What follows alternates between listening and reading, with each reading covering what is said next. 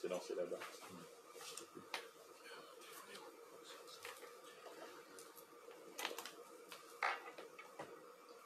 Et là, il y a OK.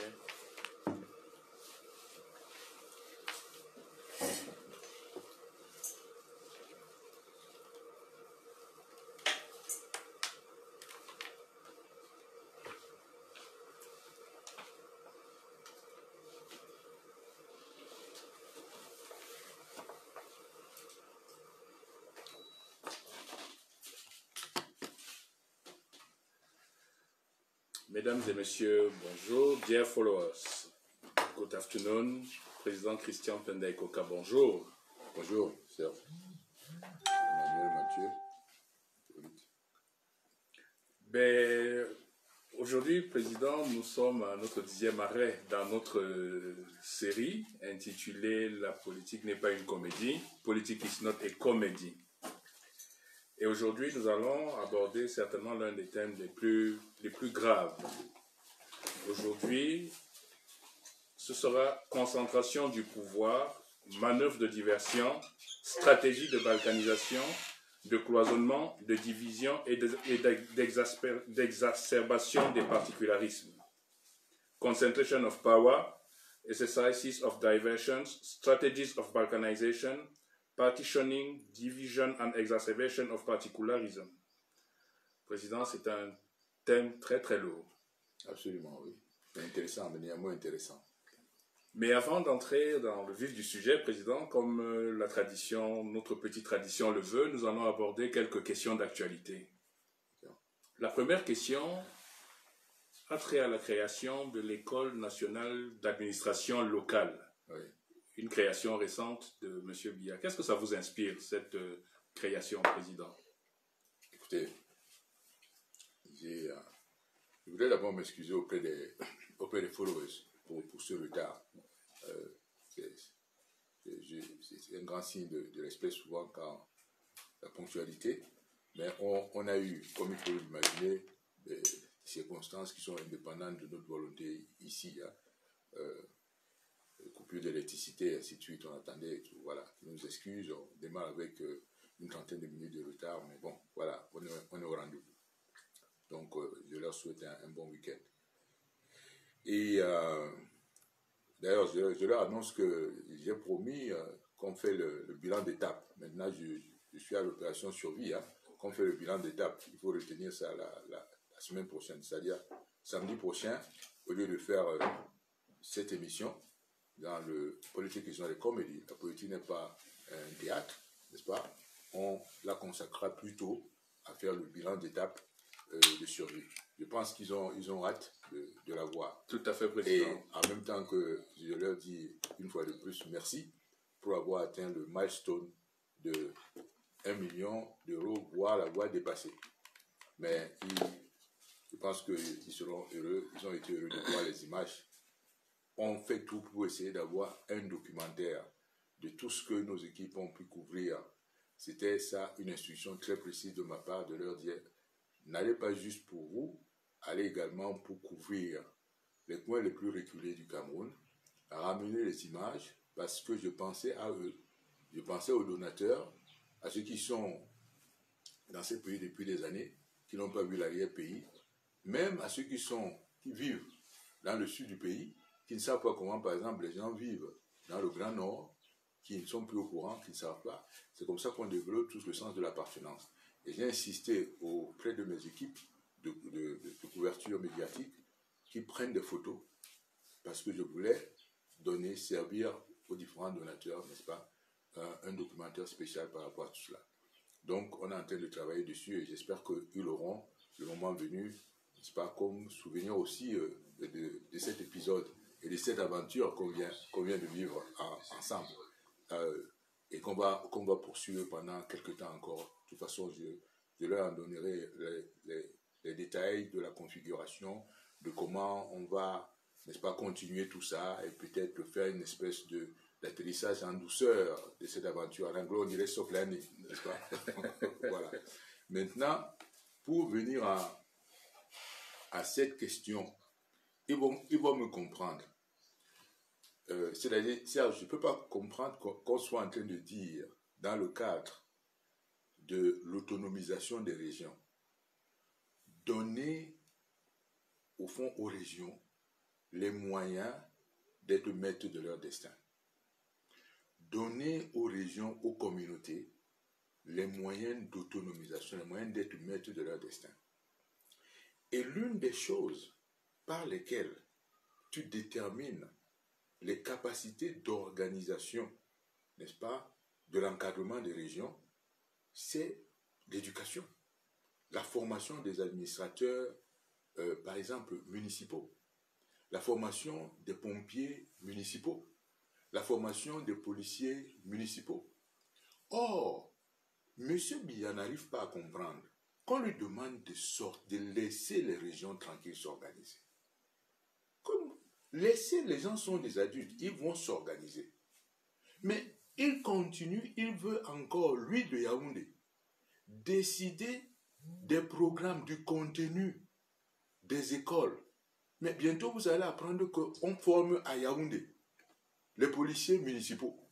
C'est-à-dire qu'on forme à Yaoundé les policiers qui doivent être en charge de la région de l'Ouest, de la région de l'extrême nord, de la région du littoral, du nord-ouest, du sud-ouest. Je ne sais pas si vous voyez. Qu'on forme à Yaoundé les magistrats municipaux. C'est-à-dire les magistrats qui seront chargés des villes dans les régions que vous avez dites autonomes. Que vous formez à Yaoundé des ingénieurs municipaux. C'est-à-dire qu'ils vont être chargés. Ce besoin absolument de ne pas abandonner ce pouvoir hyper centralisé, c'est ça qui aboutit à cela. Mais j'aurais imaginé qu'il soit que le plus urgent aujourd'hui, c'est de transférer le pouvoir. C'est un peu comme si vous retenez votre fille à la maison, mais vous ne voulez pas qu'elle devienne autonome, qu'elle mène sa vie, sa maman la retient à la maison, et elle ne veut pas qu'elle mène sa vie, qu'elle soit aussi responsable qu'elle-même, ou le père qui retient son fils, ainsi de suite. Mais à un moment donné, il faut lâcher les gens. Lâche les gens, c'est comme ça qu'ils vont prendre leurs responsabilités. Aucune de nos régions, aucune de nos communautés ne voudra mourir. Vous voyez ce que je veux dire? Aucune de nos régions, aucune de nos communautés ne voudra mourir. Les gens vont s'organiser. Il y aura même une saine émulation entre les régions. Les gens vont savoir qu'il faut former des cadres. Laissez les gens, c'est ça l'expérience partout hein, de l'organisation. Laissez les gens vont s'organiser, mais donnez-leur les moyens. Ne soyez pas là comme si vous continuez à assumer comme que ce sont des mineurs. Il faut que je leur apprenne comment former les cadres. C'est l'impression que m'a laissé la création de cette espèce de National School of Local Administration à Yaoundé. Vous voyez ce que je veux dire? Voilà, c'est cela. Parce qu'après, vous allez entendre qu'on a fait National School of Fire Brigade. On a une espèce d'école nationale de formation des sapeurs-pompiers municipaux à Yaoundé. De formation, école nationale de formation des magistrats municipaux à Yaoundé. Vous voyez ce que je veux dire? Tout à fait. Et non, il faut... C'est un peu l'esprit de mon tweet à ce moment-là. Si, d'ailleurs, comme ça se passe, les gens ne font pas attention, ça peut leur glisser au nez, hein, ils ne vont pas le percevoir. Mais c'est comme ça que les gens passent de manière très, très subtile à continuer de tirer les ficelles, n'est-ce pas, sans s'en rendre compte. C'était cela. Voilà. Président, la deuxième actualité que nous voulons soulever aujourd'hui et pour laquelle nous voulons votre point de vue concerne le Conseil de la magistrature qui s'est finalement tenu. Oui.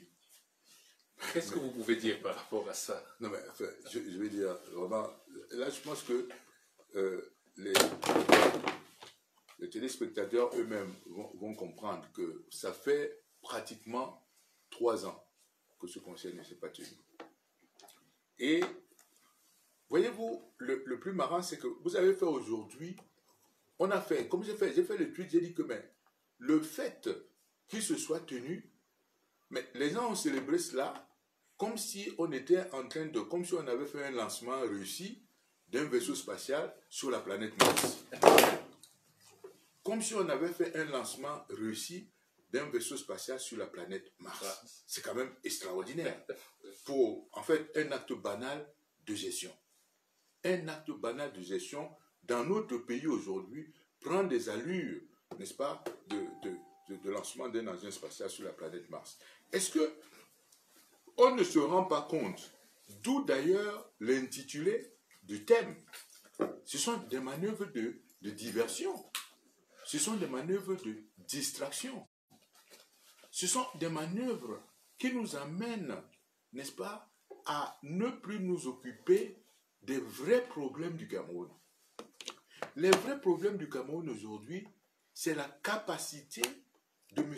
Biya à conduire le Cameroun, à être disponible pour la conduite du Cameroun. C'est le leadership du Cameroun. Qu'on ne nous amène pas à un autre problème. C'est le seul problème que nous avons. Or, pour moi, son incapacité est établie. Nous devrions être préoccupés par l'échec, n'est-ce pas? L'échec de ces 40 ans, n'est-ce pas, de gestion du Cameroun et en tirer toutes les conséquences. Chaque jour qu'il est là à étudier, c'est une hypothèque pour la vie des futures générations. Chaque jour qu'il est là, c'est une hypothèque pour la vie des futures générations. Quand vous regardez sérieusement la situation du Cameroun,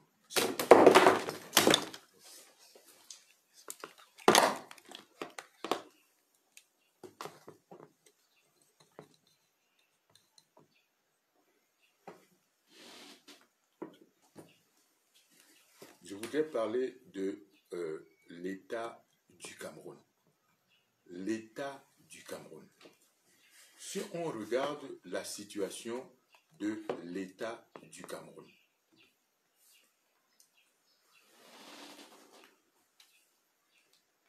le bilan c'est quoi? À la fin d'une quarantaine d'années d'exercice du pouvoir, c'est des crises multiples et multiformes. Vous l'avez dit dans votre intitulé. C'est la balkanisation du pays. Mais si on vous donne un pays avec, dans sa diversité, qu'est-ce que vous avez comme défi? C'est de bâtir un pays uni, de faire une nation. La plus grande victoire de Mao Zedong a été, à partir d'une grande masse de population, de construire un pays uni, aussi bien en tant qu'État qu'en tant que territoire. Cette unité politique, c'est ça la plus grande victoire. Et c'est ça qui devient en fait menaçant pour d'autres pays. La Chine est un État uni. La Chine a une unité politique. Les Chinois se sentent appartenir à cet État. Ils sont fiers aujourd'hui de se dire chinois parce qu'ils ont vu la progression économique et sociale de leur pays. Quand un satellite est lancé par la Chine, et Dieu sait le sait, je vais vous dire, ils sont champions. Les gens ne sont pas au courant, mais ils sont champions aujourd'hui dans le lancement des satellites. Quand les Chinois voient qu'ils sont capables de lancer les satellites, ça fait la fierté de tous les Chinois, y compris des Chinois qui vivent dans la paysannerie la plus reculée. C'est lui qui a lancé ça. L'État chinois. Vous voyez ce que je veux dire? L'État chinois. Et Mao Zedong a donné aux Chinois, au-delà de tout. Et ça, c'est Kissinger qui savait le faire, qui savait le dire. Ce sens d'appartenir à un peuple, on dirait spécial. Je pense que c'est dans un bouquin sur la Chine, écrit par Henry Kissinger, qui était donc le secrétaire d'État américain sous Richard Nixon et qui a travaillé à l'établissement, n'est-ce pas, de relations diplomatiques entre la Chine et les États-Unis en 1972, Kissinger a écrit un bouquin On China où il dit « Il n'y a que un peuple comme le peuple chinois qui soit capable de maintenir son unité, de faire preuve d'une telle résilience et d'une telle patience au bout d'autant d'années de vicissitudes, de chemins rocailleux. Parce que n'oubliez pas qu'au XIXe siècle, la Chine a subi les assauts de plusieurs pays européens en tant que des assauts de colonisation des Anglais, des Français, des Allemands, des Russes, et ainsi de suite. Elle en est sortie, n'est-ce pas, quelque part victorieuse, sous la conduite de Mao, unie. Voilà le mérite d'un leadership. À l'époque, elle avait 500 millions d'habitants. C'était au 19e siècle, 500 millions d'habitants. Vous, avec à peine 30 millions d'habitants, je vais dire au moment où il arrive, certainement Biya, on est une vingtaine de millions d'habitants, sinon 15. On est une trentaine aujourd'hui, voire un peu plus. Mais nous y arrivons comment? Divisés, désunis, avec des menaces d'implosion. Ça là, en tant que chef d'État, on vous a dit chef d'État, c'est le premier échec. Il est total, accablant. Maintenant, si je descends au plan économique, je vous ai déjà dit, c'est l'appauvrissement. Entre la période où il arrive au pouvoir, en 82, le PIB par habitant de la Chine, 85 précisément, du Cameroun, je veux dire, il est de 1800 $ par habitant. Aujourd'hui, il tombe à 1400 $. Ce n'est pas une réussite. L'industrie camerounaise est moribonde. L'agriculture camerounaise est moribonde. Les services, les infrastructures, il n'y en a pas. L'autre jour, je voyais comment dans le nord-ouest, qui est pourtant une région où les populations sont industrieuses, mais qui aujourd'hui est en guerre, et une route que vous connaissez, qui est impraticable, vous voyez des tonnes et des tonnes de nourriture qui ne peuvent pas être évacuées vers les autres pays. Mais vous imaginez que si dans chacune de ces régions, il y aurait pu avoir, vous avez 40 ans, Serge, pour gérer un pays, vous trouvez un chemin de fer à un endroit, vous vous donnez comme défi que moi, au bout de 2 mandats, je veux que ce chemin de fer atteigne tous les chefs-lieux de région. C'est-à-dire, là où il était à Douala s'arrêtant en Konsamba, dans la ligne ouest, je veux qu'il atteigne tous les chefs-lieux de région. Taï doit être à Bafoussam, il doit être à Bamenda. Ebolova. Sur la ligne sud, Ouais. Ebolova. Ouais. Actuellement, s'il a Ebolova, ça veut dire qu'il passera par d'autres villes. En Gaoundéry, à Garoua, à Maroua. Et là, quand il est déjà à Maroua, ça veut dire qu'il est dans la proximité du Tchad. La même chose à l'est. Vous voyez, vous faites un maillage ferré, ferroviaire de tout votre pays. Et vous imaginez les opportunités que vous créez pour les jeunes gens à s'installer partout, à faire l'agriculture, à évacuer leur nourriture. Qu'est-ce que ce jeune homme qui est à Bamenda, qu'est-ce qu'il viendrait faire encore à Douala ou à Yaoundé? Il a des terres, il a des plantations, on vient l'acheter, ces intermédiaires viennent acheter, ils évacuent dans les régions là où on en a besoin et on exporte même. Vous voyez ce que je veux dire? C'est ça qui aurait dû être la priorité. Vous ne pouvez pas être, je vous assure, quand quelqu'un a posé la question l'autre jour, il nous a demandé, Président, quand vous allez y arriver, ça vous prendra combien de temps? J'ai dit un mandat. Un seul mandat. Parce que il y a des conditions de base que vous créez qui deviennent en fait des conditions de stimulation. Parce que ce n'est pas vous qui faites. Avec une jeunesse jeune comme celle que nous avons, plus de 80% de la population a moins de 35 ans. Tout à fait. Vous créez juste les conditions. Et les premières conditions, c'est les conditions de communication. Les conditions de communication d'infrastructure, les routes, chemin de fer, et ensuite l'énergie.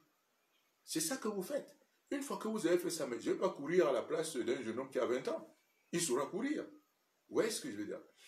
Vous allez vous rendre compte qu'un autre domaine, qui est souvent dans les autres pays, est un domaine qui stimule.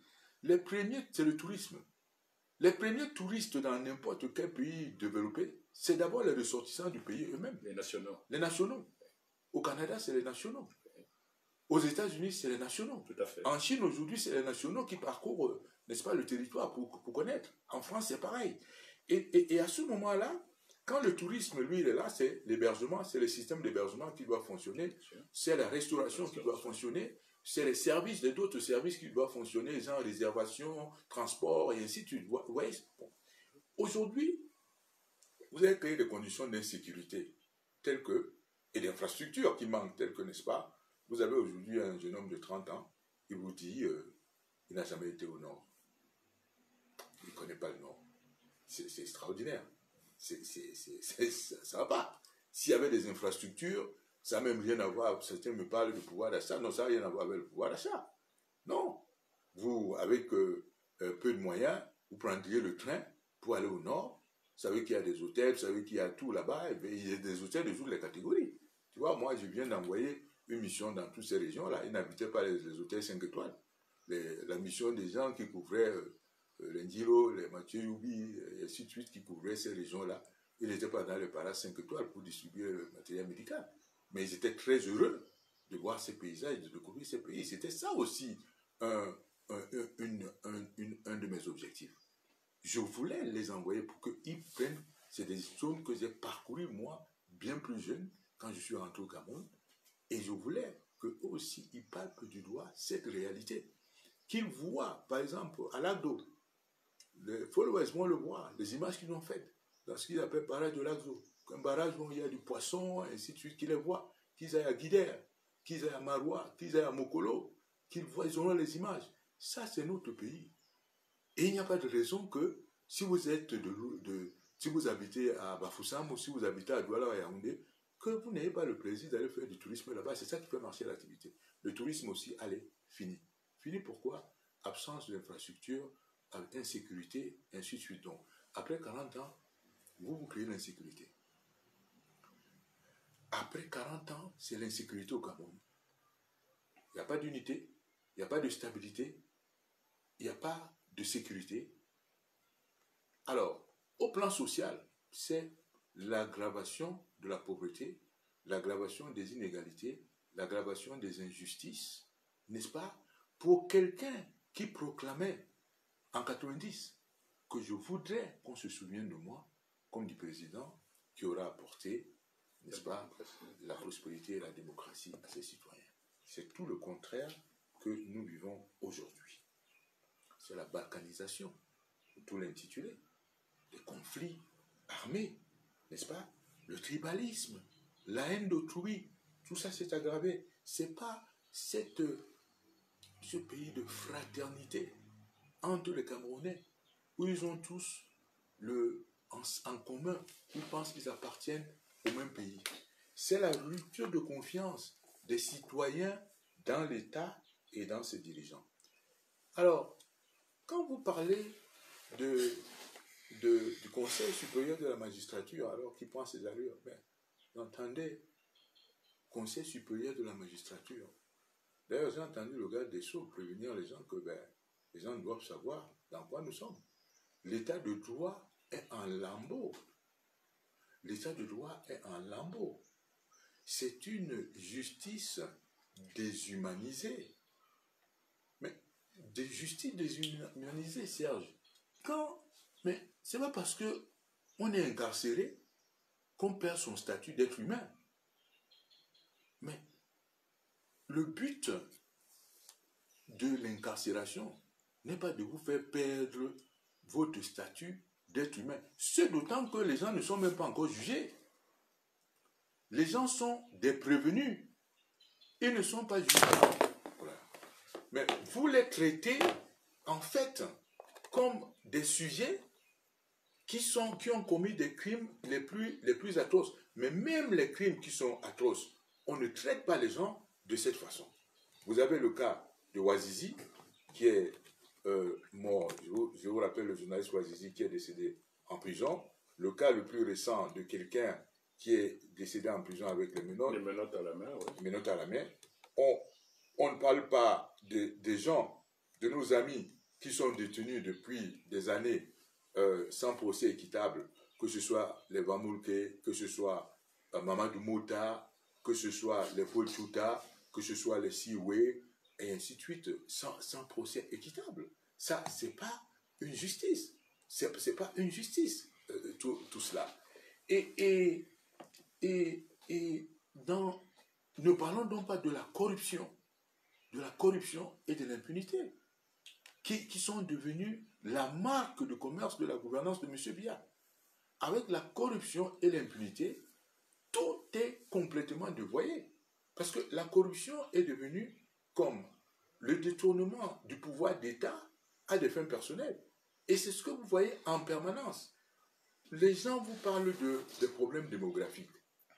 Comme sur le Cameroun, avec quel problème démographique? Nous ne pouvons pas avoir un territoire comme celui que nous avons, avec la faible densité de population que nous avons. Vous ne pouvez pas mobiliser des Camerounais pour coloniser vos espaces. Il y a des espaces à ne pas savoir quoi faire, n'est-ce pas? Donc, ce n'est pas ça le problème. Le problème, c'est le problème des inégalités. Des inégalités dans la distribution de la richesse. C'est ça qui crée aussi les injustices. Non, ne me parlez pas de population ou de démographie, alors qu'il s'agit d'une richesse qui est mal distribuée, qui est distribuée de manière inégalitaire. Et alors, quand je vais vous y ajouter le problème de la corruption, d'accord? Vous ne le voyez pas? J'ai entendu l'autre jour dans un discours, M. Sarkozy, il parlait des problèmes de la démographie, et ainsi de suite. Je me suis dit, mais attendez. Bah oui, pour eux, la démographie, quand il parle de démographie, c'est toujours sur l'Afrique. Mais c'est jamais sur la Chine, 1,5 milliard d'habitants, pas sur l'Inde, 1,3 milliard, pas sur l'Indonésie qui avoisine pratiquement 300 millions, n'est-ce pas? Non, c'est l'Afrique. Mais il y a quelle population là? L'Afrique a 30 millions de kilomètres carrés. L'Europe en a 10. Et lorsque vous vous intéresserez aux questions d'injustice et d'inégalité, ils n'en parlent pas, aux questions de corruption et justement de distraction des fonds qui très souvent vont loger dans les paradis européens, on comprendra que le problème n'est pas un problème de démographie. Le problème est un problème de donner la chance, à partir des richesses d'Afrique, des ressources naturelles d'Afrique, de permettre à tout le monde d'accéder à ces opportunités-là. Vous n'aurez d'ailleurs plus de problème. Chacun pourra trouver son compte là-dedans. Il ne semble d'ailleurs pas qu'avec les moyens technologiques d'aujourd'hui, que ce soit les technologies de l'information, que ce soit l'intelligence artificielle, que ce soit la biotechnologie, ainsi de suite, vous allez pouvoir permettre aux populations d'accéder de manière exponentielle à des services qui étaient très rares autrefois. Que ce soit les services de santé, que ce soit les services d'éducation, que ce soit des services même de distraction, tels que, n'est-ce pas, les sports, les loisirs, et ainsi de suite. Parce qu'avec les satellites aujourd'hui et via Internet, quelqu'un peut très bien vivre aujourd'hui au Cameroun, dans une zone que vous considérez comme isolée, à partir du moment où Internet lui revient, si ça ne lui arrive pas par les câbles à fibre optique, ça peut arriver par voie satellitaire, n'est-ce pas, accéder, comme je le dis souvent, à toutes sortes de loisirs, de par le monde. Et il accède souvent à des services qui sont des services mondiaux. Quand vous créez également des marchés efficients, des infrastructures efficientes, permettent à tout le monde de pouvoir avoir un compte bancaire, je veux dire que ça, c'est une option de politique économique, n'est-ce pas? Et permettre que les paiements puissent se faire également par des circuits électroniques, n'est-ce pas? Mais vous allez vous rendre compte que, mais on va accéder à la modernité, qu'elle est disponible par tout ce que la technologie met à notre disposition aujourd'hui, que jamais dans l'histoire de l'humanité, l'homme n'a disposé de tant de moyens technologiques pour accélérer son développement. Mais il suffit de le vouloir. Il suffit de le vouloir. Puisque instantanément, aujourd'hui, via Internet, vous pouvez suivre ce qui se passe, n'est-ce pas, à 12 km, à 20 000 km de vous. Mais il faut le vouloir. Si vous ne le voulez pas, ça veut dire que vous voulez rester dans ce que j'appelle souvent nos villageoiseries, nos archaïsmes, et ainsi de suite. Mais encore une fois, le téléspectateur le followers qui demandait en combien de temps, je dis non. En un mandat, les problèmes là sont réglés. Vous vous souviendrez, Serge, de Buea Silicon Mountain. Des jeunes gens qui avaient développé une capacité, n'est-ce pas, de codage, c'est-à-dire de programmation, n'est-ce pas, dans cette région. Pour ça, un peu comme la Silicon Valley, c'est pour ça qu'on l'appelle d'ailleurs la Silicon Mountain. Au lieu qu'ils bénéficient du soutien de l'État, à un moment donné, quand la crise a éclaté, on a surtout coupé Internet. Alors que c'est des gens qui travaillaient à l'export. Qu'est-ce que vous voulez dire? C'est une question d'attitude. nous pouvons le faire et y arriver très rapidement. Président, une autre question d'actualité, mais actualité triste. Il y a des images qui ont circulé sur la toile montrant des actes de barbarie perpétrés à Muyuka. Qu'est-ce que ça vous inspire, ces images-là? Ça, vous savez, c'est la conséquence de la radicalisation d'un problème. L'être humain, je crois qu'il est capable du mieux, il est capable du pire. Quand vous le mettez dans des conditions difficiles, il est capable de se radicaliser et là, vous ne pouvez plus en tirer le meilleur. Le problème d'un leadership, c'est en fait de créer des conditions pour permettre de tirer le meilleur des populations. Les mêmes populations que vous voyez là peuvent devenir des animaux, des loups pour les autres, les mêmes êtres humains. Si vous vous en référez à l'histoire de l'humanité, dans les années 40, ce qui s'est passé en Allemagne, dans l'Allemagne nazie, je suppose que vous savez qu'il y a eu des horreurs, tout à fait, pire que ce qu'on perçoit encore aujourd'hui. Mais ça, c'était des êtres humains qui le faisaient, incités par un certain leadership. Et avant cela, l'Europe n'a vécu que des années, des guerres après guerres. Tous les 10 ans, pratiquement, il y avait des guerres là-bas. C'est comme des gens qui n'avaient pas encore la conscience humaine. Et donc, je crois que je lis tout ça à ce que nous voulons, parce que tout ce que je dis là qu'on est capable de faire, nous ne sommes capables de le faire qu'en tant qu'humains. Nous ne serons pas capables de le faire en tant qu'animaux. Il faudra donc qu'on crée des conditions d'humanité. Et les conditions d'humanité veut dire d'abord qu'on est des hommes et des femmes qui se respectent d'abord en tant qu'êtres humains, qui se disent qu'on a quelque chose de spécial en tant qu'être humain, qu'on a une dignité, et que quand le gars est à Muyuka, où ça se passe, ou à Maroua, qui se disent que nous appartenons à la même humanité, nous appartenons au même pays, c'est la même fraternité. Si un leader ne bouge pas pour, je vais dire, évangéliser son peuple de cette manière, que le gars de Muyuka le voit, que celui de Maroua ou de Mokolo le voit, parce que c'est lui le symbole de ce Cameroun et de cette humanité. Mais ils ne vont même pas penser qu'ils appartiennent à la même humanité. Ce qui arrive aujourd'hui au Cameroun, les divisions, je dis, ça ne tombe pas du ciel. C'est le résultat d'un type de leadership. D'un leadership qui a visé à diviser, à créer la haine entre les Camerounais. Je sais bien pourquoi je le dis.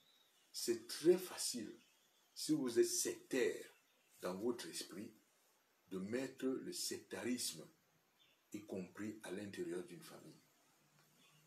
Mais si vous êtes quelqu'un qui veut rassembler, c'est aussi vous gérez la famille d'une autre manière. Vous gérez les hommes d'une autre manière.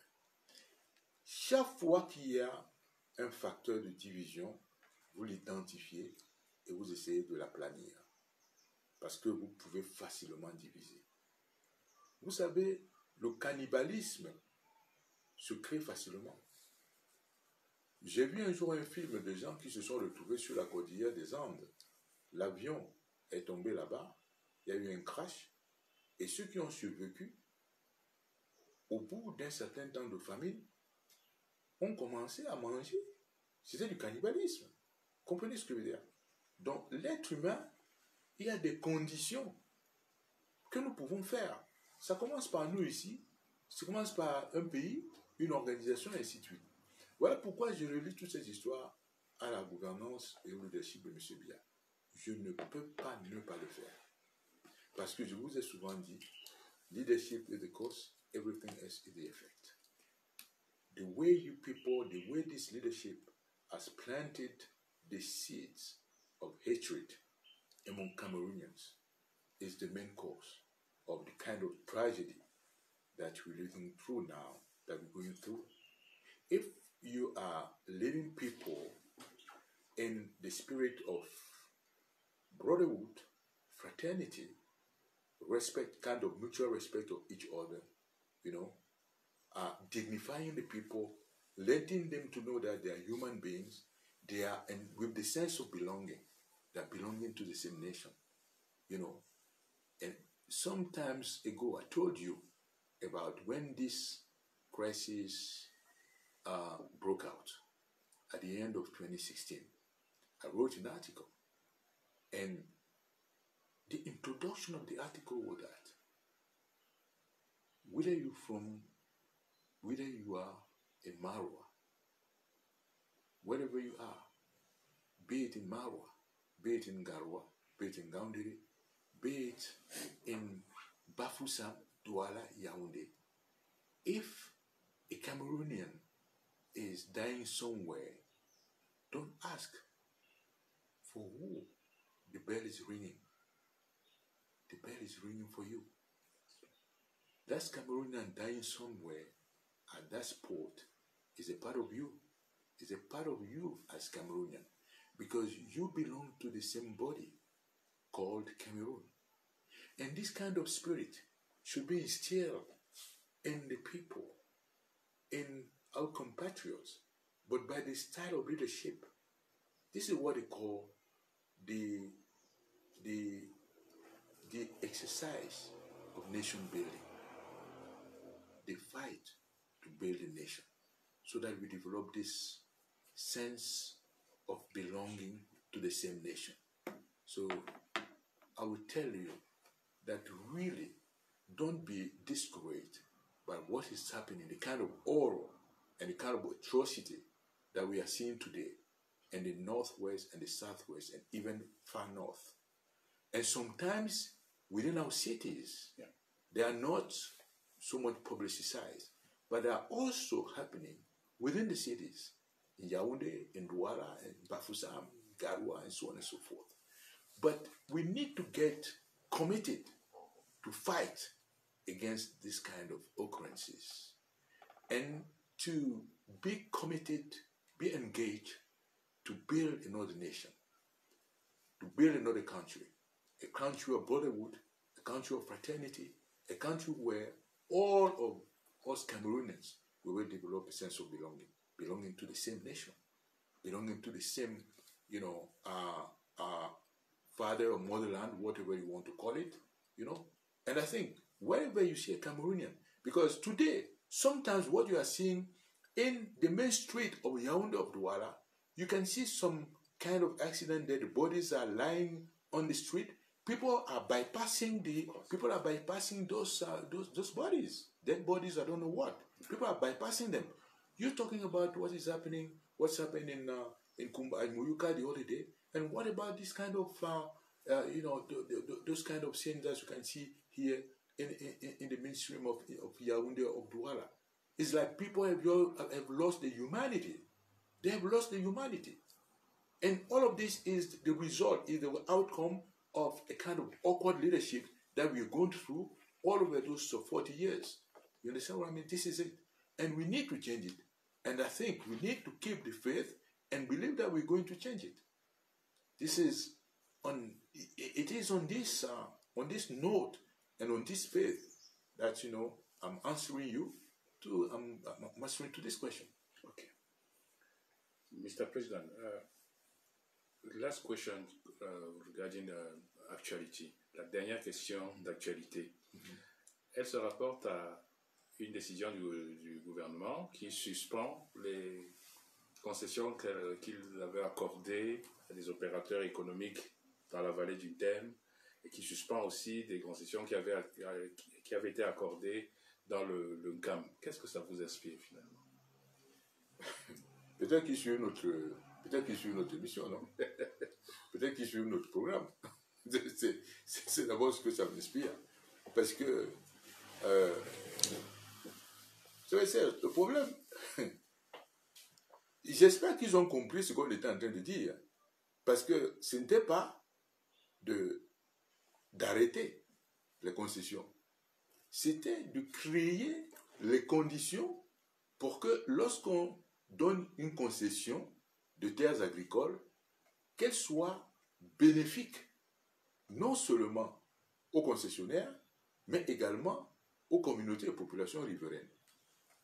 Or, ce qui s'est passé dans cette espèce de concentration de pouvoir politique, c'est de ça qu'on parle, c'est que souvent, et c'est ce qui s'est passé dans la vallée du Ntem ou dans le Nkam, les gens découvraient du jour au lendemain que les caterpillars arrivent, que les gens arrivent, un peu comme des colons, n'est-ce pas?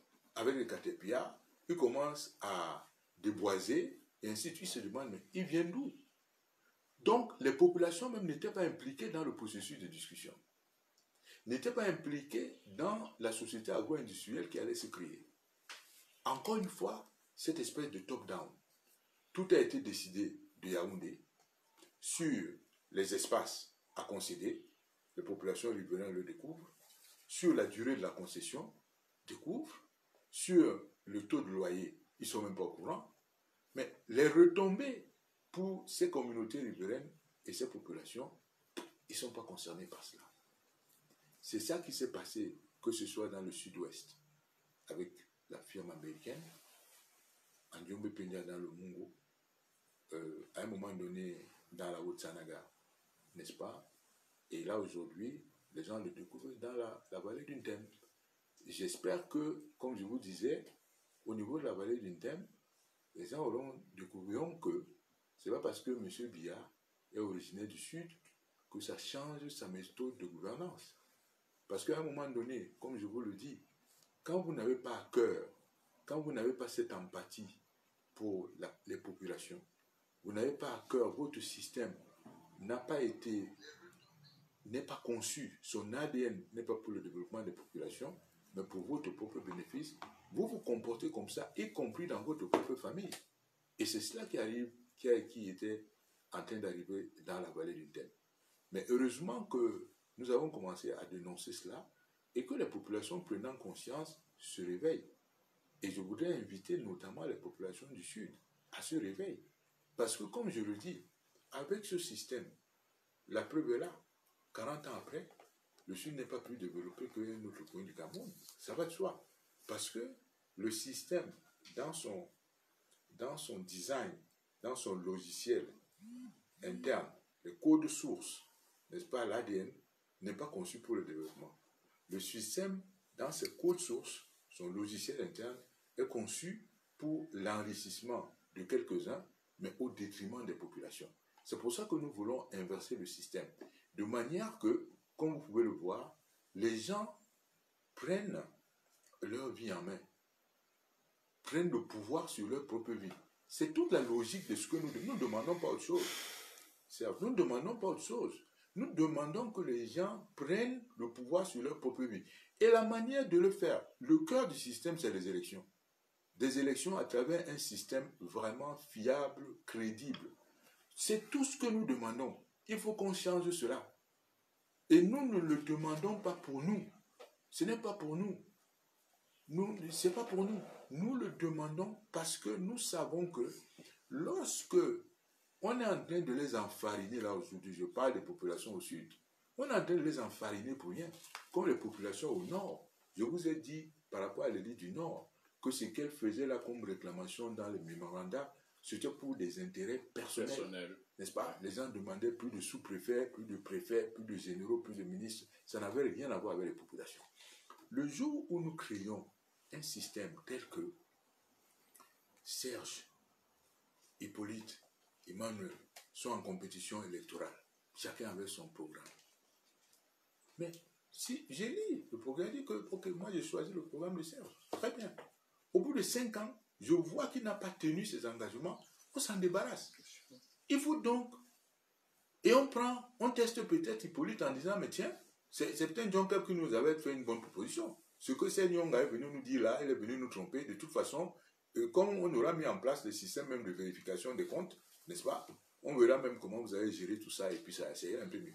Donc, on doit s'intéresser aux mécanismes que nous allons mettre en place, aux mécanismes institutionnels que nous allons mettre en place. C'est très important parce qu'une fois que c'est un peu comme les fondations d'une maison. Une fois que vous êtes sur les fondations de votre maison, n'est-ce pas?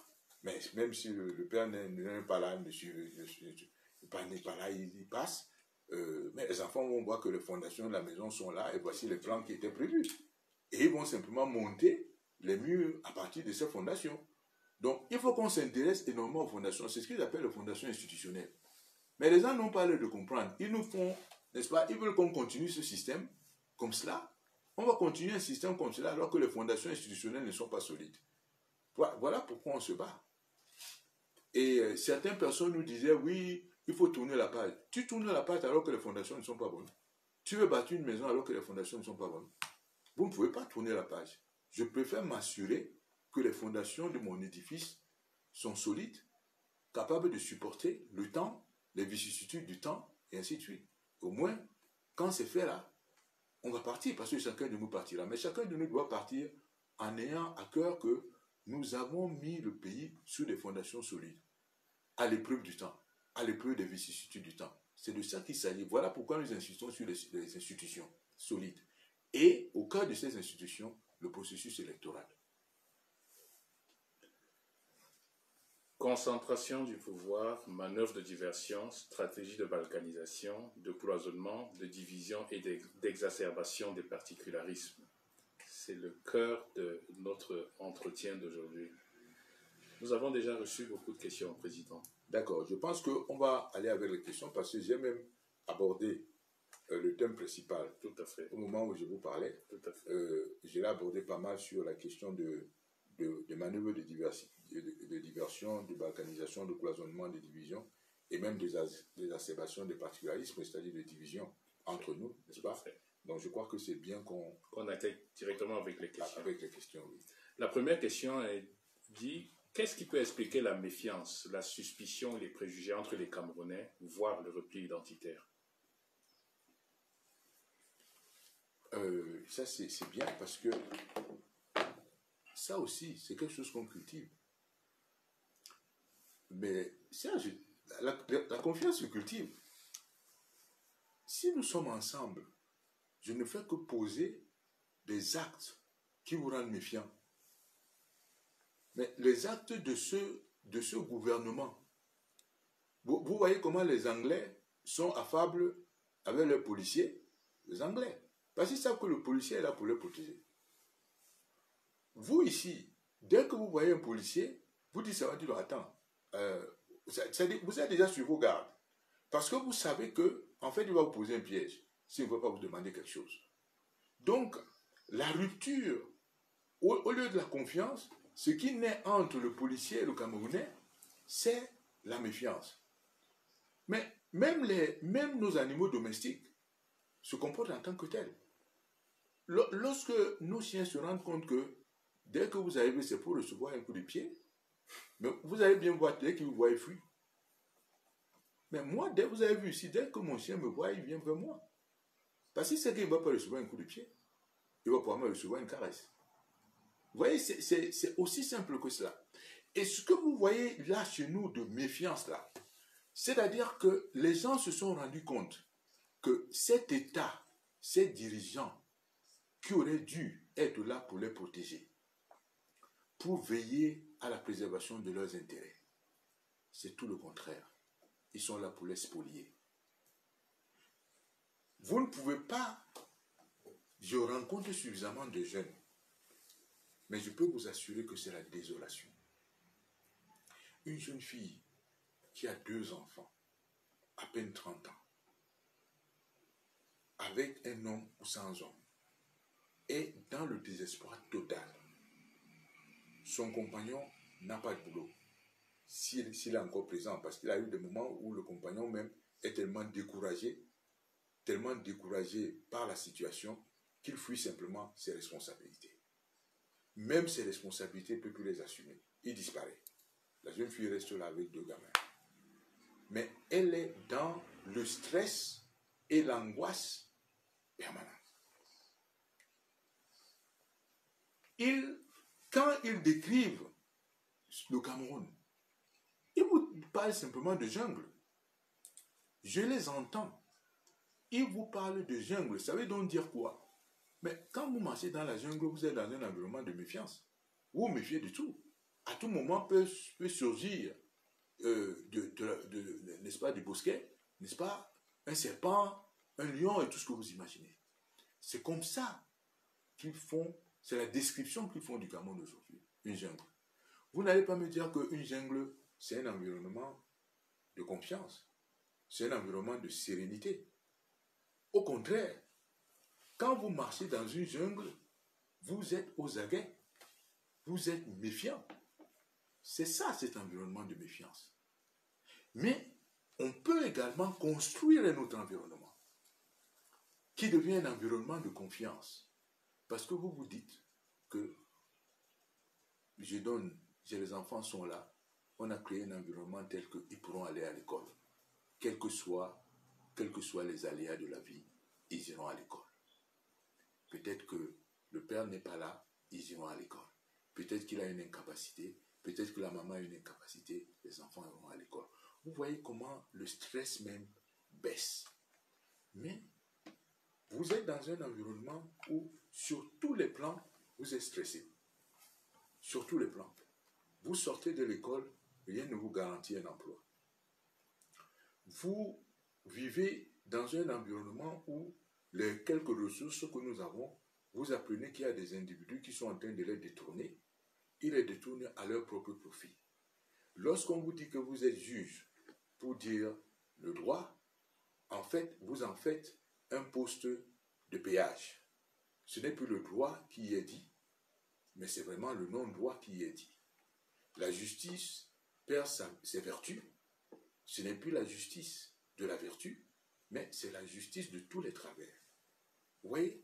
Or, cet ensemble de choses, le manque d'infrastructures, que ce soit les infrastructures de route, d'énergie, que ce soit le chômage des jeunes, que ce soit tout ce que j'ai dit tout à l'heure, l'insécurité et tout ça, vous fabriquez vous-même une jungle. Et je répète, dans la jungle, il n'y a pas de sérénité. Dans la jungle, il y a de la méfiance. Vous ne pouvez pas être dans la jungle et ne pas être méfiant, parce que vous dites à tout moment, quelque chose peut arriver. Voilà la raison. Elle ne tombe pas du ciel. Ce n'est pas une malédiction qui est arrivée au Cameroun. C'est le leadership de M. Biya. Je préfère vous le dire. Moi, je sais de quoi je parle. Je sais que à un moment donné, si nous voulons avoir un environnement de confiance, toutes ces choses que je suis en train de dire là, on doit les construire. À ce moment, les gens seront confiants. Mais vous ne pouvez pas aller prendre la route. Ici, dès que vous prenez la route de Yaoundé, vous dites que vous allez à Bafoussam. Mais votre compagne est en insécurité. Il vous dit appelez-moi tous les 30 minutes pour être sûr que vous n'avez pas fait d'accident. Vous comprenez ce que je veux dire? Tout à fait. Et c'est exactement cela. Vous êtes là, on est en train de faire une émission, à tout moment, l'électricité peut partir. Mais vous n'êtes pas en environnement de sécurité. On vous dit à telle heure, ne sortez plus à telle heure parce que c'est dangereux dehors. Alors que vous-même, dès que vous vous retrouvez à Paris ou ailleurs, mais vous êtes dehors jusqu'à 2 heures du matin. Vous n'avez plus la même peur. Pourquoi? Comprenez ce que je veux dire? Donc, je ne veux pas, il n'y a pas de malédiction à ça. There's no curse. There's no curse about it. It's about our own choice. And it's just the outcome of our leadership. This is an awkward leadership. And as I was telling you, we got everything. Human resources, natural resources. Cameroon is so richly endowed. And we have the technologies today. IT, information technology, biotechnology, artificial intelligence, AI, and all micro biotechnology and so on and so forth. Everything today. This is never in the history of mankind. We have such amount of technologies to accelerate the development. The only thing is that do you have the will to master them? If you don't have the will, then you will not master them. Where there is a will, there is a way. So that's the only thing I can say. It's not a curse. It's about upset and it's about the kind of leadership that we're going through today. That's why it is so much important for people to clearly understand that we need to change this institutional paradigm. We need to have this kind of shift of institutional paradigm to go towards, much more kind of balanced institution whereby powers will be much more evenly distributed between the centers and the regions and municipalities, communities, and the grassroots, because people need to take over the power on their own life. They need to recover the power on their own life. This is the issue and this is the main solution for it. Président, il y a une autre question. 80% de la population camerounaise aujourd'hui a moins de 35 ans. Absolument. Et que dans cette population, ils n'ont connu qu'un seul système, un seul régime, celui de M. Biya. Quels seraient, selon vous, les leviers à activer? Quel serait le ciment de l'unité nationale et de la construction d'une nation, d'une patrie aujourd'hui?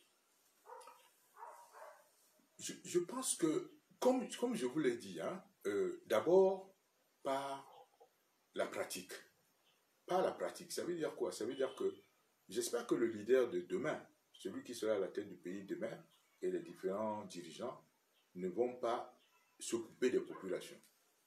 Première chose, si je suis là pour les populations, je dois être à l'écoute des populations, donc je dois être auprès des populations. Mais vous allez observer une chose. Dès que quelqu'un a une position publique au Cameroun, il s'éloigne des gens. Il s'éloigne des gens. En commençant par le monsieur du sommet lui-même, qui est plutôt distant. Et j'ai souvent demandé comment on peut diriger des gens si on ne les aime pas. Vous ne pouvez pas diriger les gens si vous ne les aimez pas. Vous ne pouvez pas diriger les gens si vous n'allez pas vers eux. Observez les dirigeants de par le monde, ceux qui ont réussi à transformer le pays. Il y a une qualité qu'on appelle empathie. C'est la capacité de se mettre à la place de l'autre. Comment est-ce que les gens peuvent être massacrés sans vous dire rien? Comment est-ce qu'il peut y avoir un accident comme celui de Seka sans vous dire rien? Si vous étiez en voyage, d'accord, vous n'arrêtez pas votre voyage pour revenir là-dedans, ou alors si vous rentrez de votre voyage, vous n'allez pas vers les populations pour voir de quoi il s'agit.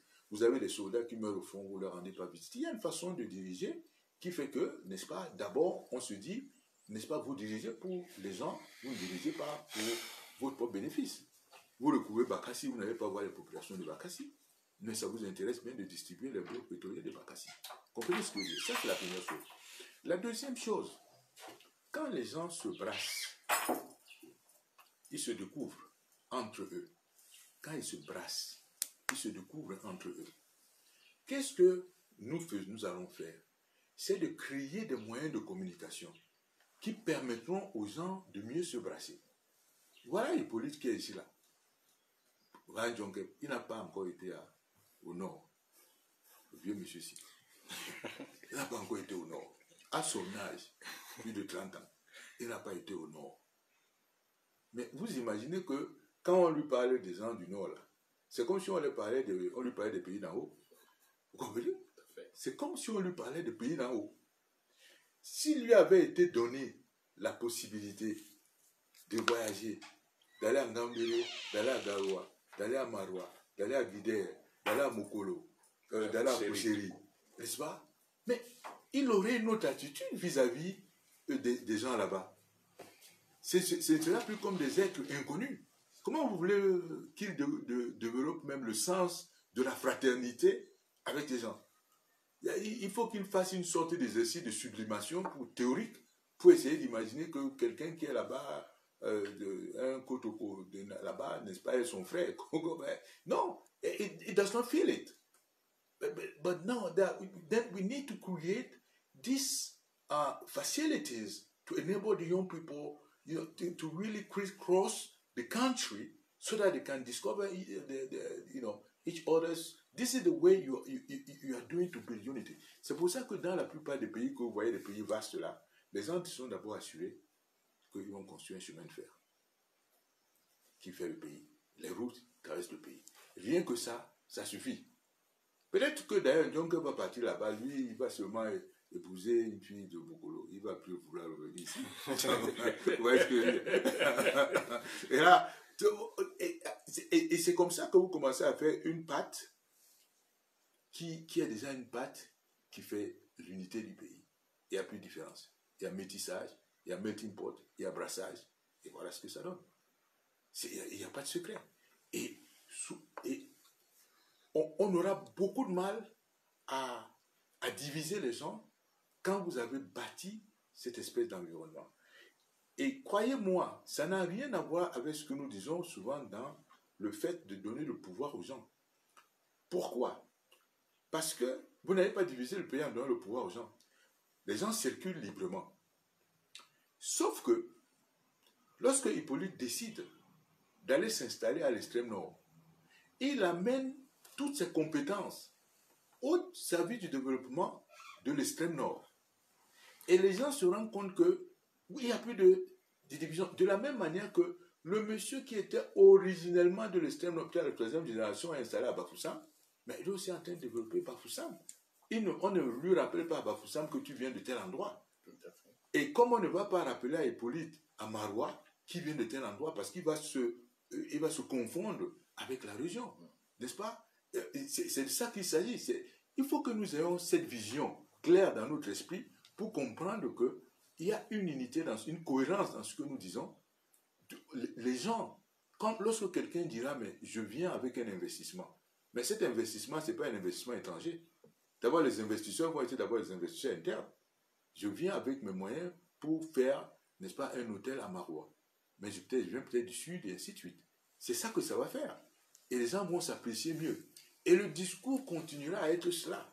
Et beaucoup de manifestations vont faire que nous allons également, vous voyez, un peu comme les colonies de vacances. Oui.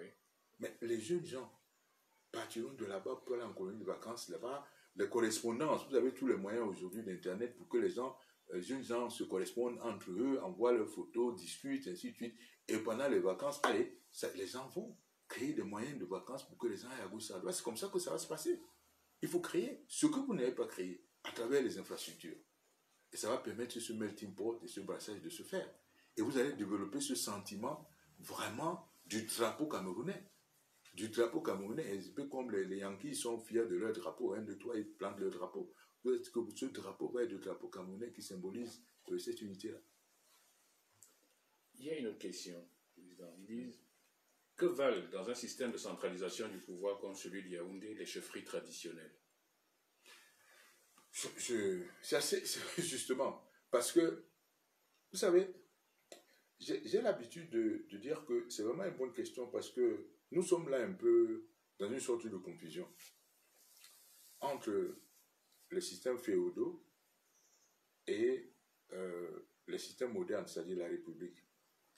À un moment donné, la République a été faite, n'est-ce pas, on va dire ça comment, la République est sortie de la féodalité. Dans les féodalités, la naissance est un destin. C'est-à-dire que vous êtes fils du chef, votre destin est déjà tracé. Il n'y a plus d'effort à faire. Dans la République, nous reconnaissons l'effort.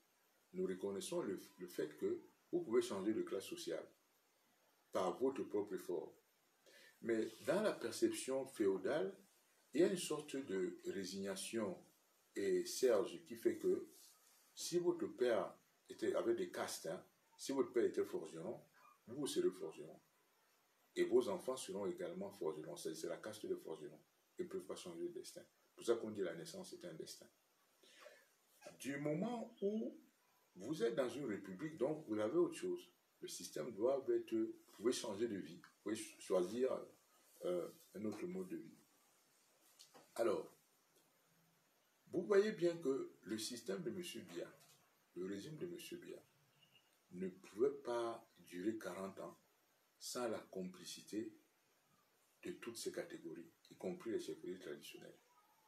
C'est-à-dire, on va dire, les enseignants, l'université, le collège, comme complices, les hommes d'église comme complices, les hommes d'affaires comme complices, l'élite administrative comme complices, les partis politiques comme complices, y compris les chefs traditionnels. Et il avait d'ailleurs tout fait pour enrôler les chefferies traditionnelles dans sa logique. Vous allez vous rendre compte qu'il est très difficile que les chefferies traditionnelles se réunissent pour parler pour les citoyens. Le chef Sokudjo qui parle, ouais, son discours dépasse même le cadre de la chefferie. Je dois vous dire que les gens confondent, parce que chaque fois ils disent que le chef Sokudjo a parlé, mais en fait, ce qu'ils ne lisent pas chez cet homme-là, qui est très digne, très fier, c'est qu'il parle comme républicain. Il a le discours d'un républicain. Et le jour où vous aurez lui demander, il va vous parler de liberté. C'est-à-dire en contradiction fondamentale avec la féodalité, il va vous parler de liberté. Lui, il est né chef, mais ce n'est pas ça qui fait que les idées qu'il a en tête, sa perception de la vie, ne soient pas différentes de ce que sa culture lui impose. En fait, il parle comme un républicain qui croit aux libertés. Nous avons les mêmes convictions, c'est ce que je perçois chez lui, les convictions que celles des hommes libres peuvent se développer. Vous profitez juste du prétexte de sa position de chef pour dire le chef ce qu'il doit parler. Mais en réalité, c'est un monsieur qui parle comme républicain. Et s'il lui était donné la possibilité de réformer l'État, vous auriez vu qu'il aurait fait ce que souvent, dans les systèmes féodaux, lorsqu'il y a eu friction entre les révolutionnaires et l'État féodal, les gens qui appartenaient à la classe féodale, mais qui étaient éclairés, ont négocié avec, n'est-ce pas, les républicains pour qu'on crée un système, un peu à l'Angleterre, hein, n'est-ce pas, de manière que reste de la monarchie, n'est-ce pas, une sorte de monarchie honorifique symbolisant nos cultures. Mais que les libertés fondamentales soient garanties et que les gens qui dirigent aient à répondre devant les populations. Comprenez? C'est vraiment de ça qu'il s'agit. Or, ici, comme chaque chose est faite dans le système d'hypercentralisation de manière fausse, vous allez voir que lorsque le chef Sokudjo a voulu parler librement, c'est bien ce système de gouvernement qui est venu lui porter la menace. Les mêmes qu'ils utilisent, c'est-à-dire qu'ils utilisent cette catégorie quand il s'agit de leurs intérêts. Mais lorsqu'il veut assumer, en fait, lorsqu'il veut assumer sa position comme citoyen libre, n'est-ce pas? On ne veut plus de cela. On ne veut plus de cela. On va éviter de l'agresser. Pas parce qu'ils ne veulent pas. Ce n'est pas l'intention qui manque, qui fait défaut. C'est simplement le scandale qui peut provoquer, qui les arrête. Or, pour moi, il faut qu'on sache que l'intention qu'ils avaient, c'est de l'arrêter. Ils ont donc déjà péché par pensée. Vous comprenez ce que je veux dire? Et en réalité, ils ne veulent pas simplement appliquer leur péché, parce que là, ça peut provoquer un scandale extraordinaire. Vous comprenez? Donc, il faut que les gens le sachent, que d'ailleurs, s'il ne se singularisait pas tant par sa personne, par sa personnalité, il ne ferait pas ce qu'il fait là. Étant donné que le régime a réussi à phagocyter toutes les chefferies. Et aujourd'hui, toutes ces chefferies qui sont phagocytées de cette façon ne sont plus au service de leur collectivité. Le follower peut me dire cela. Toutes les chefs là, phagocytés comme ils sont phagocytés, ne sont plus au service de leur collectivité. C'est-à-dire de ce que, dans la tradition, on attendait d'eux. Le chef devait préserver la collectivité. Tel que ce modèle est là, il suffit qu'on continue quelques années, il s'affaiblit de jour en jour. Observez-le. Observez le modèle de chefferie là, dans le contexte actuel, où on les utilise, on viole, on abuse. Vous allez voir, on utilise l'argent pour les corrompre, et ainsi de suite. Ils vont perdre, les chefferies vont perdre de leur lustre et de leur crédibilité. Président, il y a une autre question. Quelqu'un qui dit qu'en réponse à la crise au Nosso, le gouvernement, le régime a créé une commission de bilinguisme et de multiculturalisme. Qu'est-ce que vous en pensez? Alors, le follower qui dit ça, est-ce qu'il peut nous donner le bilan de ce... Je pense que la première chose qu'ils avaient fait, c'est d'acheter les voitures.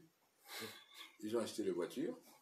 Je ne sais pas si lui, en dehors des voitures qu'ils ont achetées, il a pris des actes forts. Parce que ce système d'hypercentralisation, je dis ça aux followers, a ceci d'extraordinaire. C'est qu'il vous trompe. Il est dans la duperie. Il est it's very cunning. C'est la ruse. Il donne, c'est-à-dire, il répond par une commission. Mais vous savez également ce qu'on dit. C'est que si vous voulez tuer un problème, créez une commission. Si vous voulez tuer un problème, créez une commission. Alors, depuis que cette commission Moussonga a été créée, il y a eu quel fait concret? On nous dit qu'ils ont même fait un rapport. Le rapport est où?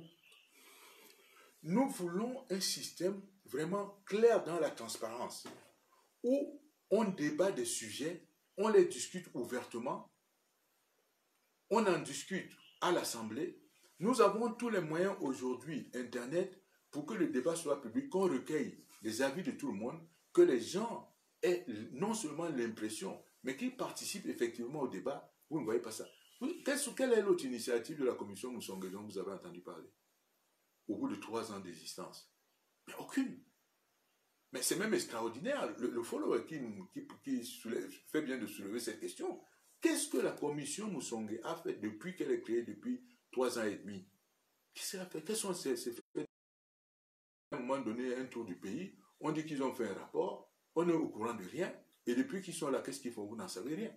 Et après eux, dès qu'il y a ça, dès qu'on a commencé à parler de mobilisation, démilitarisation, démobilisation, réinsertion, et ainsi de suite, tout de suite, ils ont créé l'autre commission, DDR, avec Fayengo. Et on leur donne un budget immédiatement. Ce qui les intéresse, c'est d'abord le budget. Et après, vous demandez qu'est-ce qu'ils ont fait. On nous fait des parodies, des gens qui ont été, qui sont revenus, qui sont sortis du maquis, et ainsi de suite. Vous n'en savez rien. Mais sauf que, avec tout cela, le problème, lui, ne fait que persévérer. Le problème, lui, ne fait que persister. Si la meilleure mesure de voir si ces commissions servent à quelque chose, c'est de voir que le problème disparaît. Mais quelqu'un ne peut pas vous donner, vous êtes malade, on vous donne des médicaments. Mais plus on vous donne des médicaments, plus vous souffrez. Et vous estimez que le médicament est efficace, il n'est pas efficace. Voilà la situation. Après tout ça, on va encore créer une autre commission. Une autre commission viendra. C'est un peu comme on a créé la commission là tout de suite pour dire on fait la reconstruction. Mais vous faites la reconstruction pendant qu'il y a la guerre. Et les gens sont en train de défendre cette approche de reconstruction pendant la guerre, alors qu'on dit qu'avant, on dit qu'on a fait le dialogue. Mais le dialogue, dites-moi, qu'est-ce qui est sorti du dialogue? Qu'est-ce qui est sorti du dialogue et qu'est-ce qu'on fait? Sauf que vous créez toutes ces instances, mais le problème n'est pas résolu. Parce que la manière de le faire naturellement, good faith, n'est-ce pas? Good faith, frankly, sincerity. Sincerity, c'est-à-dire, vous voyez bien quelqu'un qui n'a pas la sincérité. If you want to resolve that issue, you should be sincere. And you should be sincere, calling everyone around the table, discuss the issue around the table, and then you will find the solutions about it. It's not about trying to be a kind of really cunning, trying to dupe the other people. This is not the way you're going to resolve the issue of the crisis in the Northwest and the Southwest in a lasting way. The only way to do it is about calling every stakeholders, should it be from the separationists or from within, but you need to call everyone so that you can share the views. And as I used to say, I cannot bet on the outcome of this kind of meeting, but anything can come out of this kind of meeting also. You need to consider every scenario, but as provided that people will sit around the table in a spirit of good faith and sincerity, because clearly you want to resolve the issue. But of course, if you don't want to resolve the issue, Serge, you will not resolve it. And you will try to be cunning, you're trying to be bypassing the real means of using the problem. You will be cunning, you will be playing with people, you'll be duping people, and you'll be using trick, you'll be cheating, you'll be cheating, and so on and so forth. And you will never resolve the issue because your basic will is not to resolve the issue. And that's where we stand today. And why? Because you want to keep on controlling the total power. The total power. That's the spirit of this regime. And that's why this regime is so unable to resolve the issue. And to resolve this issue and some other one. J'ai une question qui vient de Albin Gilo. Il dit, que répondez-vous à ceux qui estiment que Paul Biya, en 38 ans, a fait le contraire de ce que ferait un chef d'État, à savoir l'unité nationale et la cohésion sociale? En quoi la division ethnique, le tribalisme peuvent-ils encore aider Paul Biya à conserver le pouvoir? Non, je crois que nous sommes au bout du rouleau. Nous sommes au bout du rouleau. Il nous appartient maintenant de prendre notre destin en main. Je comprends la question de Alain Giro. Non, là nous sommes au bout du rouleau. Le travail qu'eux-mêmes font, n'est-ce pas? Le travail de mobilisation qu'ils font, il est appréciable. Et d'ailleurs, je crois qu'il est parmi ceux qui ont couvert les régions dans le cadre que j'ai envoyé, couvrir les régions dans le cadre de cette distribution du matériel médical. Et il fait du très bon boulot, il est engagé. Et nous devons compter sur un engagement comme celui-là. J'espère que son documentaire sera mis au point bientôt pour que tous les followers, notamment nos frères et sœurs de la diaspora, puissent disposer de ça et voir de quoi il s'agit. Mais quant à moi, il ne faut plus qu'on se fasse d'illusions, on est au bout du boulot. Le peuple ne peut plus rien donner. Chaque jour qui passe là est une hypothèque pour le pays. Chaque jour qui passe est une hypothèque pour le pays. Il faut que les Camerounais l'aient en tête et qu'on soit mobilisés. Ça ne viendra pas de l'extérieur, ça viendra de nous-mêmes. Il faut qu'on ait la détermination. C'est votre vie, c'est notre vie. Hein? Il faut qu'on ait la détermination de changer notre vie. C'est tout. Et donc, il n'y a plus rien à en attendre. C'est clair pour moi. Il n'y a plus rien à en attendre. Il n'y a plus rien à en attendre. Vraiment, il n'y a plus rien à attendre. Si quelqu'un ne peut pas voir que une personne à cet âge-là, qui n'a pas combattu avant pour l'intérêt national, ce n'est pas maintenant qu'il va l'inventer. Ou ce n'est pas maintenant qu'il va lui se réinventer. Parce que les gens qui se réinventent, c'est des gens qui habituellement se sont réinventés et se sont habitués à la remise en cause personnelle. Ils peuvent encore se remettre en cause. Ils peuvent faire un aggiornamento. Mais quelqu'un qui ne s'est pas remis en cause, je vous dis, je ne vais pas pouvoir me poser la question, mais pourquoi il est resté 40 ans? Mais je reviens pour dire qu'il est resté 40 ans avec la complicité de l'élite multiforme. Une élite dont la caractéristique est simplement la couardise, la lâcheté, la cupidité, ainsi de suite. Elle a bénéficié. Et c'est cette élite multiforme, que ce soit, j'ai dit, l'élite administrative, l'élite académique, l'élite des affaires, les hommes de Dieu, n'est-ce pas, qu'on a utilisé dans tous les sens, les chefferies et tout ça. C'est tout. C'est ça que l'autre appelle, c'est seulement la trahison de l'élite. C'est la trahison de la soi-disant élite. Un être humain, n'est-ce pas, un être humain ne peut pas mettre 40 ans de pouvoir sans bénéficier, n'est-ce pas, de la complicité de ces gens. Et lorsque vous regarderez ce que je dis là, vous voyez à la télévision des professeurs qui viennent justifier, qui viennent défendre l'indéfendable. Des professeurs d'université. Ouais. Ce n'est pas ma grand-mère qui est là-bas. Professeurs qui viennent défendre l'indéfendable. Et comme des gens qui n'ont aucune préoccupation pour la souffrance des gens. Je vous parle des jeunes gens qui ont des problèmes d'emploi, qui ont été à l'école. Quel que soit le niveau de formation, hein, parce que ici, vous allez prendre des gens, le doctorat de ceci, doctorat de ça, c'est pas ça le plus. Il y en a qui sont simplement que le gars a fait le niveau baccalauréat. Mais un jeune homme avec un niveau baccalauréat, vous allez aller dans d'autres environnements, on ne le néglige pas tout de suite. Parce qu'il a l'énergie, il a de quoi apprendre une compétence.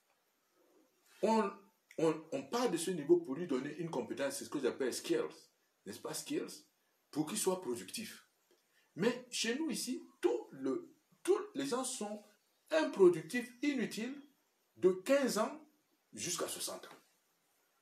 Si vous réfléchissez à ce que je suis en train de dire, ça fait plus de 15 millions de votre population qui est inutile. Une vingtaine de millions de la population inutile. Comment vous pouvez prendre une telle énergie de jeunes gens que vous rendez inutile à cause d'un système qui ne sait pas les utiliser? Vous voyez? Et ceux qui sont même, soi-disant, ils sont partis à l'université, soi-disant, ils restent à l'école pendant 15 ans. Je ne sais pas pourquoi quelqu'un reste à l'école 15 ans, parce que c'est un doctorat, ça veut dire que vraiment, c'est un incapable. c'est un incapable. À ce moment-là, j'aurais déjà fait peut-être 3 doctorats. C'est pas la peine. Parce qu'il faut mettre ce temps au service de quelque chose, au service d'une recherche qui est utile pour la population.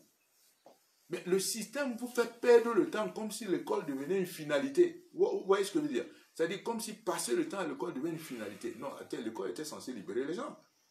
Et pourquoi le gars fait ça? Parce qu'on lui dit que doctorat, machin, 3e cycle, machin, classé catégorie temps de la fonction publique. Donc, tout est lié par la fonction publique. Mais le mec même, qu'est-ce qu'il produit? Il produit rien. Même si c'est un historien. Mais je lui dis, mais si tu es historien, mais mets tes talents à raconter aux jeunes gens l'histoire de ton pays. Va faire des recherches pour raconter l'histoire de ton pays, parce que c'est ça qui va être utile pour la dignité des gens, pour le respect des gens, parce que les jeunes gens connaîtront l'histoire de leur pays. Chacun doit servir à quelque chose. Si c'est un doctorat en littérature, mais écrit comme Guy de Maupassant, comme Zola, comme, je ne sais pas moi, Balzac, Honoré de Balzac, ou comme Chateaubriand, Victor Hugo ou Voltaire, écrivaient pour leur pays, si c'est ça qui vous intéresse. Il y a matière à le faire. Je me souviens d'un dramaturge qui maintenant est décédé, il vivait en France, et chaque fois qu'il venait au Cameroun, je discutais avec lui, et quand on discutait en prenant un pot, je lui disais que, mais, tu sais, chaque fois que tu te mets à un carrefour de Yaoundé ou de Douala, mais tu as au moins chaque jour tu peux faire une pièce de théâtre. Donc, en réalité, tu restes là, tu ne fais que nourrir la pièce de théâtre. Et vous imaginez combien de pièces de théâtre pourraient être écrites sur le Cameroun, vraiment du genre de la tragédie du roi Christophe, d'Aimé Césaire, n'est-ce pas? Voilà. Président, le 1er février 2020, vous disiez à Paris, lors du giga meeting avec la diaspora du changement, que seuls les hommes et femmes libres, dignes et courageux sont capables de se développer. À votre avis, il y a encore beaucoup de chemin à faire au Cameroun pour que les Camerounais se sentent à la fois libres, dignes et courageux? Oui, ça c'est bien. Je crois que c'est en cela qu'on a vraiment, que les 40 ans là de ce monsieur Biya, le régime Biya ont vraiment, n'est-ce pas, zombifié, vassalisé les Camerounais. La liberté, c'est quelque chose d'extraordinaire. Il y a une fable de La Fontaine, il faudra peut-être chercher ça un jour, c'est le loup et le chien. Le loup et le chien. Donc, le chien, le loup et le chien se rencontrent. Et le loup demande au chien que tu as l'air dodu, tu as vraiment l'air dodu et tout ça, tu manges bien et tout ça. Et le chien lui dit que oui, moi, là où je suis, on me donne à manger, si tu n'y as pas de problème. Et le chien lui dit, mais toi, je vois que tu es maigre, tout ça, il dit au loup, hein, que moi, tu es maigre, tu ne manges pas beaucoup. Il faut qu'on aille à la maison, manger. C'est ce que le chien dit au loup. Et en cours de chemin, le loup demande au chien, je vois qu'il y a une trace là autour du cou. Ils étaient aux abords de la maison du chien. Et le chien lui dit que non, c'est que oui, c'est la marque de la chienne. Il dit, ah bon, la chienne. Le chien lui répond que oui, de temps en temps, on m'enchaîne. Et le loup détale. Il dit, non, mieux vaut être maigre et libre que d'être grassouillé et enchaîné. Ouais, vous voyez ce que je dis? Ça, c'est l'importance de la liberté. C'est l'importance de la liberté. Donc, qu'est-ce qui s'est passé? À un moment donné, le système est tel qu'on vous donne à manger et on vous tient. Ou alors, vous rêvez à aller au festin. Ça, c'est les gnocchis là. Je rêve à aller au festin, mais à être prisonnier. C'est ça, Hippolyte. Il rêve à aller au festin, mais à être prisonnier. Mais il faut mieux qu'il soit comme le loup. Il dit non, je préfère être, n'est-ce pas, maigre libre. Je suis un homme libre. Parce que là, c'est pour ça qu'il dit que seuls des hommes libres sont capables de se développer. Parce que lorsque vous allez à ce festin avec le diable, le festin avec le diable se paye toujours. Il ne vous laissera pas libre. Vous serez grassouillé, mais il va vous le faire payer sérieusement. C'est ça le prix de la liberté. C'est d'être libre et de pouvoir s'émanciper. Président, nous arrivons au terme de notre talk d'aujourd'hui, de ce samedi. Nous rappelons comme vous l'avez dit tout à l'heure à nos viewers, que l'édition de samedi prochain sera consacrée à l'initiative Survie. Oui, oui. Vous ferez Le bilan d'étape. un bilan d'étape Oui. et vous exposerez ce qui arrive quoi, derrière tout ça. Oui, les perspectives. Oui. Nous rappelons encore à nos followers que sur la page Agir, ils peuvent regarder en replay tous les 10 premiers épisodes que nous avons de cette série et leur donnons rendez-vous pour la semaine prochaine. Merci pour votre fidélité. Merci beaucoup, Président. C'est moi. Je remercie tout le monde. Je remercie les followers et bon week-end à tout le monde.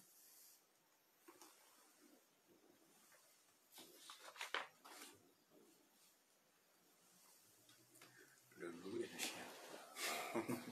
Lui, il préfère que Pamélique.